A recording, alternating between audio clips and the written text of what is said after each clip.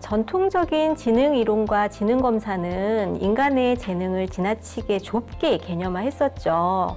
그러다 보니까 인간이 살아가면서 필요한 여러 다른 재능들을 등한시한 경향이 있습니다. 다중지능 이론은 최근에 모아진 여러 신경과학이나 인지과학 분야의 연구 성과들을 좀 모아서 뇌의 각 부분에 따라 다르게 활성화되는 8개의 능력을 개념화했습니다. 다중지능 이론에서는 사람마다 타고난 지능이 다르고 또 어떤 사람도 모든 재능을 다 가지고 있지는 못하다고 봤습니다. 또 어떤 하나의 재능도 가지고 있지 않은 사람은 없다라는 전제도 같이 포함이 되어 있죠. 그래서 각 개인이 가지고 있는 각기 다른 강점 지능을 찾아서 그것을 북돋아주면 그 개인이 보다 편하게 성공과 행복을 성취할 수 있다고 보기 때문에 이런 검사를 통해서 개인의 강점 지능을 파악하는 것이 필요할 수 있습니다. 기존의 전통적인 지능검사에서는 주로 언어 이해 능력이나 시공간, 논리 추론 능력 이런 것들에 치중해서 개인의 능력을 평가를 했었고요. 여기서 우수한 성취를 하지 못하는 대부분의 학생들은 자신의 강점이 무엇인지 몰라서 자기 정체감을 형성하기가 어렵고 또 진로도 어떤 걸 선택해야 할지 어려움을 겪는 학생들이 많이 있었는데요. 이렇게 일반적인 지능검사에서 우수한 성취를 하지 못한 대부분의 학생들에게 추천이 됩니다.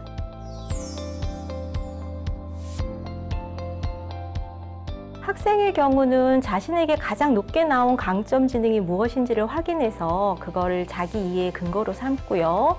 또 그거에 맞추어서 진로나 전공 선택을 할 수 있을 거고요. 교사나 학부모는 학생 혹은 자녀의 특성을 객관적으로 파악해서 진로 선택에 도움이 될 수 있도록 안내할 수 있을 겁니다. 또 상담교사의 입장에서는 그 학생이 어떤 진로나 전공을 선택하든 상관없이 살아가면서 꼭 필요한 대인관계 지능이나 자기이해 지능이 부족하게 나온 학생, 그것이 약점 지능으로 나온 학생이 있다면 그 학생들을 위한 추가적인 심리 상담이나 교육을 진행하는 것도 가능할 것으로 보입니다. 검사에서 측정된 8개의 각 지능은 서로 독립적이지만 함께 작용하기 때문에 이 지능들 간의 경계를 긋는 것이 쉽지는 않습니다.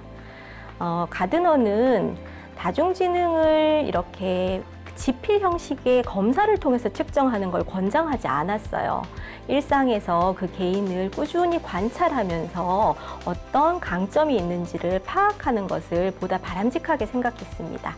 그러니까 이 검사 결과를 너무 절대시하기보다는 개인 이해의 한 축으로 삼고 이걸 계기로 일상에서 어떤 강점을 가지고 있는지를 좀 파악하는 데 도움을 받으면 더 좋을 것 같아요. 그리고 약점 지능을 높이려고 애쓰는 것보다는 강점 지능을 더 잘 발휘할 수 있는 그런 환경을 제공하고 또 그런 진로 선택을 하는 데 활용하는 것이 바람직합니다.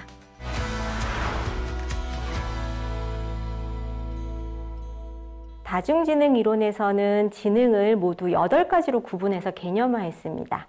첫 번째, 언어지능부터 살펴보겠습니다. 언어지능은 말과 글을 적절히 활용할 수 있는 능력을 반영합니다. 언어지능이 높은 사람은 우리말뿐만 아니라 외국어도 쉽게 배우고 활용할 수 있고요.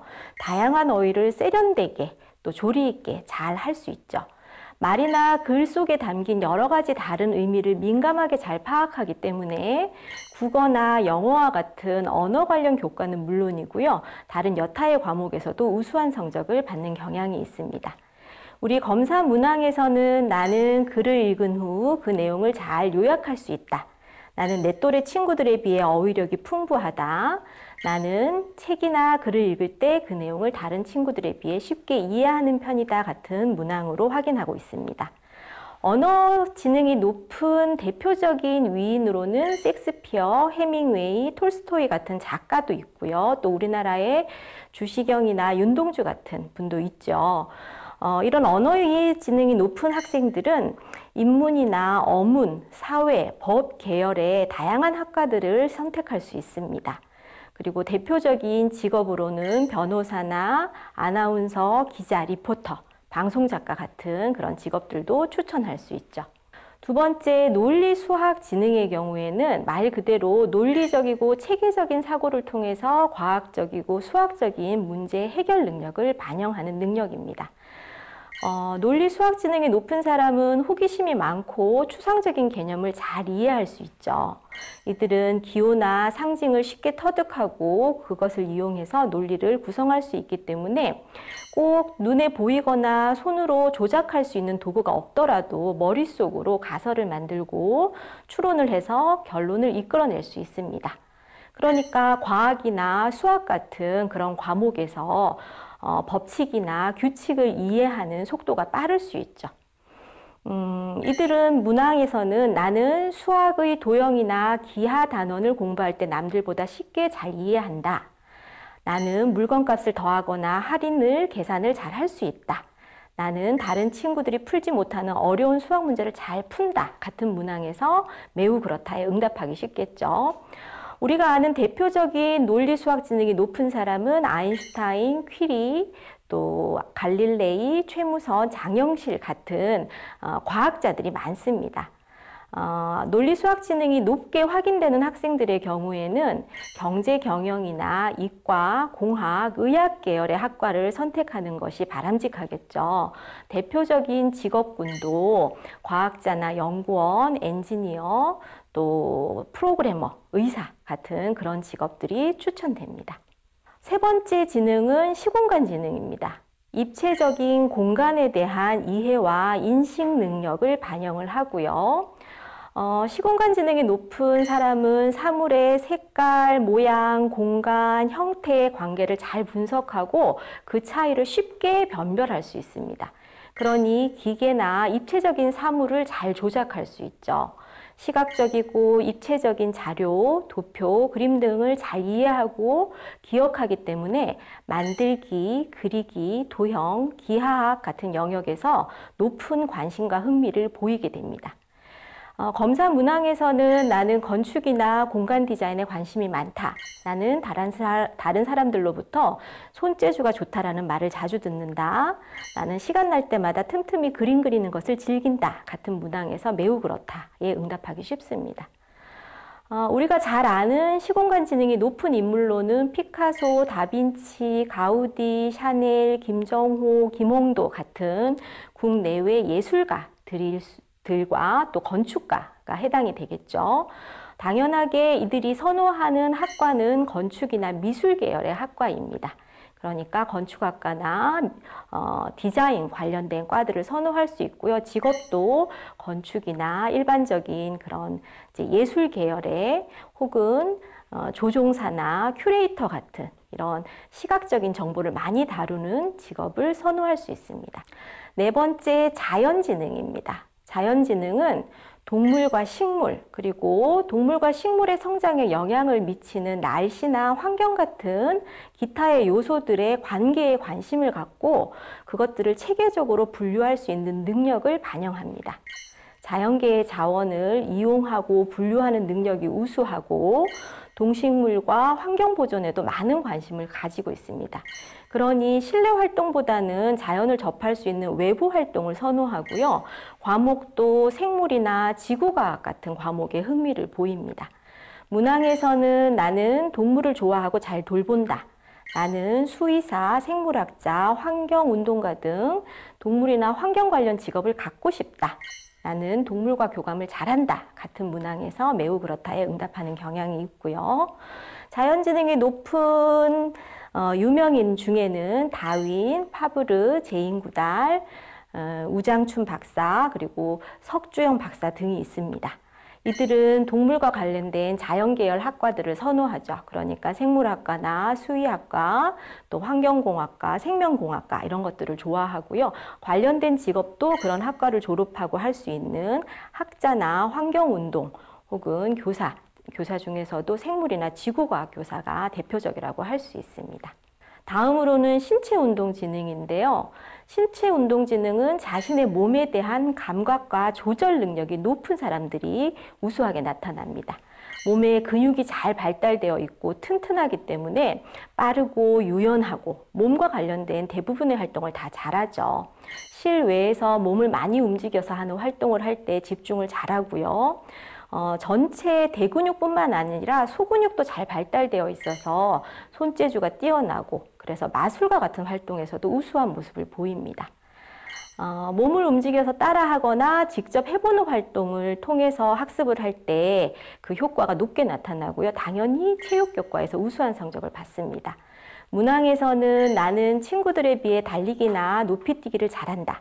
나는 다른 사람들로부터 운동하기 좋은 몸을 가지고 있다는 말을 자주 듣는다.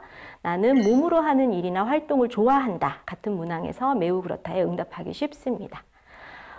신체 운동 지능이 높은 사람으로는 마이클 조던이나 알리, 펠레, 찰리 채플린, 송기정 등 우리가 흔히 알고 있는 축구 운동 스타들이죠. 그리고 또 이제 그 몸을 이용해서 하는 그런 연기, 공연 예술계에 있는 사람들도 많이 포함되어 있습니다.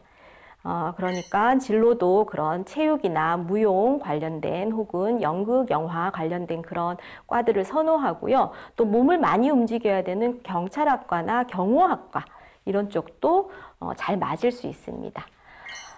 그 관련된 직업들도 그런 운동선수나 몸을 이용해서 하는 모델, 또 치어리더, 경찰, 마술사 같은 직업들이 추천됩니다. 다음은 음악지능인데요. 음악지능은 소리, 리듬, 박자, 멜로디 등을 민감하게 감지하고 활용하는 능력을 반영합니다. 다양한 소리나 미세한 변화를 잘 감지하고 소리에 대해서 뛰어난 기억력을 가지고 있기 때문에 노래를 잘 부르거나 노래는 아니어도 악기, 음을 잘 기억해서 그걸 다룰 수 있기 때문에 악기도 잘 다루는 특성을 보입니다. 또 음악을 활용해서 마음을 안정시키거나 집중을 유도하는 활동도 잘 하는 특성을 보이죠. 이들은 나는 어릴 때 악기를 남들보다 빠르게 익히거나 쉽게 배울 수 있었다. 나는 다른 사람들로부터 노래를 잘 부른다는 말을 자주 들었다. 나는 다른 과목에 비해 음악을 좋아한다. 같은 문항에서 매우 그렇다에 응답하기 쉽고요. 음악 지능이 높은 사람은 우리가 많이 알고 있는 음악가입니다. 모차르트, 베토벤, 또 우리나라에서는 안익태나 윤희상 같은 인물이 대표적이라고 할 수 있고요. 관련된 학과는 작곡과 성악가, 음악과 관련된 이런 관련된 학과들, 그리고 음향학과나 실용음악과 같은 것도 관련성이 높겠죠. 또 직업도 당연히 작곡가나 연주 관련된 혹은 음을 이용해서 음향 전문가라든가 음악 치료사, 음악 교사 등도 추천되는 직업이라고 할 수 있습니다. 지금까지 살펴본 6가지 지능은 다 그래도 학교에서 배우는 교과하고 연결이 가능한데요. 대인관계 지능의 경우에는 학교 교과랑 관련은 없습니다. 다른 사람의 기분이나 느낌을 잘 이해하고 배려하는 능력을 반영을 하고요. 이 대인관계 지능이 높은 사람은 다른 사람과 친밀한 관계를 잘 맺고 다른 사람을 편안하게 해주는 그런 특성이 있고, 그 이유는 그들이 다른 사람의 작은 표정 변화나 말의 떨림, 몸짓 같은 거를 잘 파악하기 때문이에요. 그리고 대화를 통해서 타협이나 화해를 이끌어내는 능력도 높기 때문에 높은 리더십을 발휘하는 특성도 있습니다. 우리 검사 문항에서는 나는 친구나 가족 돕는 것을 좋아하고 잘한다. 나는 처음 보는 사람과도 쉽게 어울리고 빨리 친해지는 편이다. 나는 표정이나 말투 등으로 다른 사람의 감정을 잘 파악할 수 있다. 같은 문항에서 매우 그렇다에 응답하는 경향이 있고요. 대인관계 지능이 높은 위인으로는 만델라, 슈바이처, 마틴 루터, 서희, 김구 같은 사회의 변혁을 일으켰던 그런 유명한 연설을 했던 사람이거나 혹은 타협, 협상을 이루어냈던 그런 사람들이 대표적으로 꼽히고요. 대인관계 지능이 높은 사람은 인문이나 사회, 또 다른 사람을 가르치는 사범 계열의 학과를 선호할 수 있습니다. 그 외에도 정치 외교나 비서행정 같이 다른 사람을 돕거나 협력을 이끌어내는 그런 분야도 잘 맞을 수 있고요. 대표적인 직업으로는 정치인, 경영인, 또 영업이나 판매, 교사 중에서는 초등교사가 연결이 되는 직업이라고 할 수 있습니다. 마지막은 자기이해 지능입니다.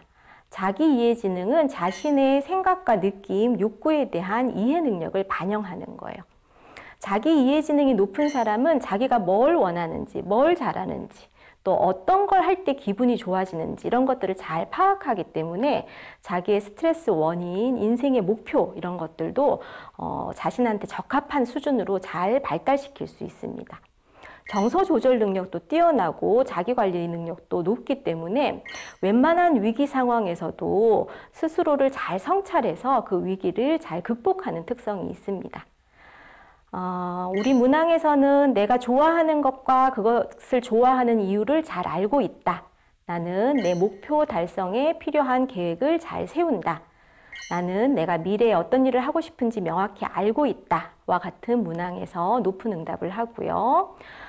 자기이해 지능이 높은 위인으로는 간디, 칸트, 프로이트, 공자, 원효, 김수환 등 성직자나 철학자들이 많이 포함이 됩니다.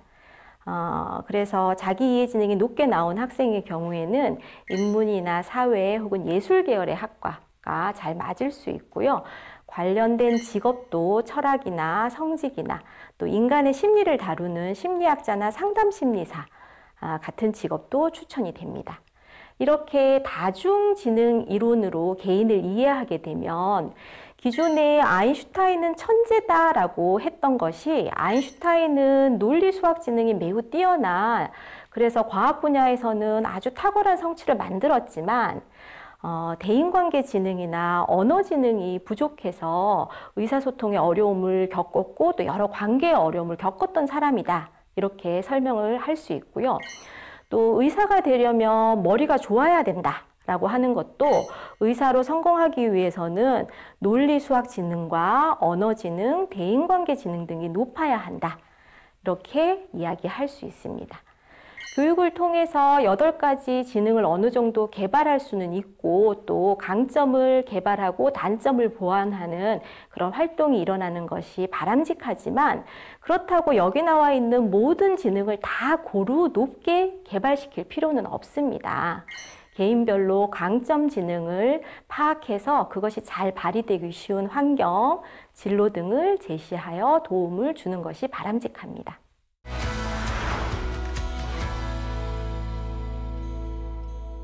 다중지능검사 실시 및 해석 방법에 대해서 안내드리도록 하겠습니다. 이 검사는 중고등학생 전 학년을 대상으로 하고요. 중학생과 고등학생 전체 문항이나 문항 내용의 차이는 없습니다. 대략 시간은 45분에서 50분 정도 걸릴 걸로 예상이 되고요. 유의사항은 이게 정답이 없는 문항이니까 그냥 문항을 읽고 평소 자신에게 가장 가깝다고 생각하는 거 전혀 아니다부터 매우 그렇다 사이에 하나의 체크를 하도록 하면 됩니다. 요 표는 전체 지능검사 결과, 다중지능검사 결과표이고요. 요걸 세부적으로 하나씩 살펴보도록 하겠습니다. 가장 우선 봐야 되는 거는 결과의 유효성이에요. 반응률, 일관성, 연속, 동일 반응 이렇게 3가지로 구분이 되는데요. 반응률은 전체 80개 문항 중에서 반응을 하지 않은 문항의 개수입니다. 그게 2개 이하인 경우에는 적절하다고 판단이 되어서 해석에 크게 어려움이 없는데 만약에 3개 이상이다 그리고 9개 이하이다 하면 이 검사 결과는 좀 신중하게 해석할 필요가 있습니다. 누락한 문항이 많다라는 거고요. 그 문항이 10개 이상이면 해석을 권장하지 않습니다. 낮은 주의력이나 문장을 읽고 이해하는 능력 이런 것들 때문에 그 능력이 부족하기 때문에 답안을 잘못 표기했을 가능성을 고려해서 검사 해석에 신중을 기할 필요가 있고요. 일관성의 경우에는 서로 유사한 문항, 특히 이제 상관이 높게 나온 문항 2개를 뽑아서 그 둘 사이의 문항의 일관성이 얼마나 유지되는지를 확인한 거예요. 예를 들어서 여기에는 나는 남들보다 운동을 빨리 배우고 잘한다. 여기에 전혀 아니다라고 체크를 한 학생이 만약에 나는 다른 사람들로부터 운동을 잘한다라는 말을 자주 듣는다에 매우 그렇다라고 체크를 했다면 이거는 일관성이 부족한 거죠.